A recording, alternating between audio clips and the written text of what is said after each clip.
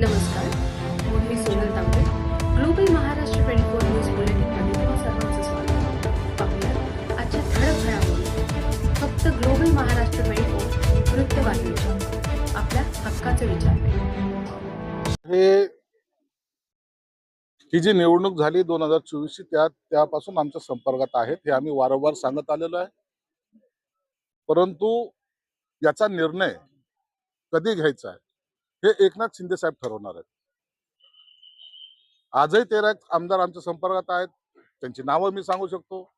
परंतु हे आता आम्हाला त्यांना डिस्पोज नाही करायचं, त्यांना असं दाखवायचं नाहीये आणि एक्सपोज नाही करायचं. डिस्पोज म्हणलं, एक्सपोज नाही करायचं आणि एक्सपोज करून त्यांचे पक्षामध्ये कुठं अडचण होईल असं काही वातावरण होऊ नये अशी माझी धारणा आहे.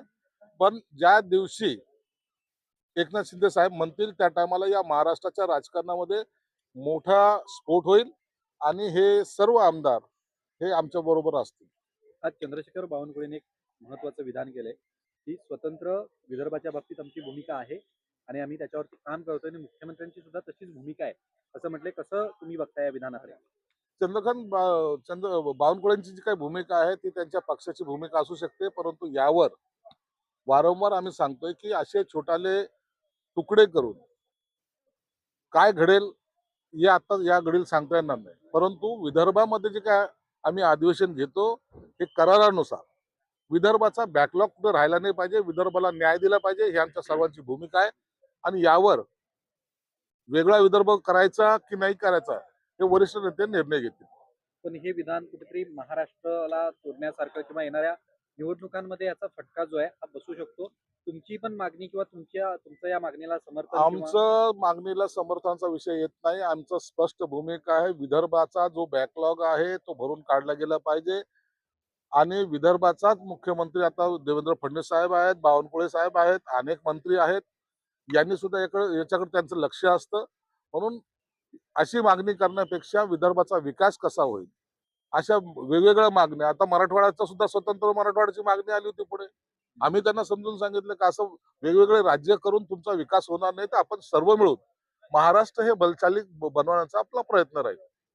एकीकडे आदित्य ठाकरे बैठका घेतात, उद्धव ठाकरे देखील येणार आहेत. अधिवेशन नागपूरचं सुरू झालेलं आहे. अचानक ऍक्टिव्ह मोडवर गेलेले दिसत आहे उद्धव ठाकरे. आदित्य ठाकरे काय बैठक घेणार आहे? कोण ऐकतंय त्यांचं? पक्षातले आमदार ऐकतात का? आदित्य ठाकरेंना आता विरोधी पक्षनेता होण्याची घाई झालेली आणि त्या घाईमुळं माझं नेतृत्व कुठेतरी सिद्ध करायचं हा त्यांचा केविलवाना प्रयत्न आहे. मागे तुम्हाला सांगितलंय की 2019ला एकनाथ शिंदे साहेबांना मुख्यमंत्री करायचं होतं, हे ठरलं होतं शेवटच्या क्षणापर्यंत.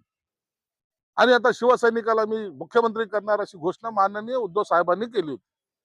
परंतु ऐन वेळेला रात्री जे काय चमत्कार झाला, खुर्चीचा मोह आवरता येईना, मग ते मुख्यमंत्री झाले.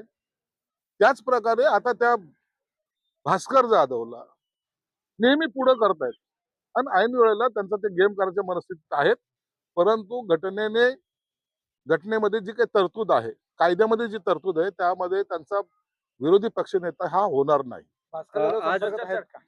आज आदित्य ठाकरेंनी 22 आमदार थेट मुख्यमंत्र्यांच्याच संपर्कात आहेत आणि कुठेतरी त्यांनी हायजॅक केलेला आहे आधीच असं विधान केलेलं आणि ते पुढे असं पण म्हणतायत की उदय सामंत हे व्हाईस कॅप्टन आहेत आणि 22 आमदार हे फुटणारे शिवसेनेचे. आमच्या शिवसेनेचे आम्ही 60 आमदार मुख्यमंत्री देवेंद्र फडणवीस साहेबांच्या संपर्कात आहोत आणि एकनाथ शिंदे साहेबांच्या संपर्कात आहोत. आमच्यामध्ये एकही आमदार इकडचा तिकडे हलणार नाही, हे आम्ही कधीही तुम्हाला सिद्ध करून दाखवू शकतो.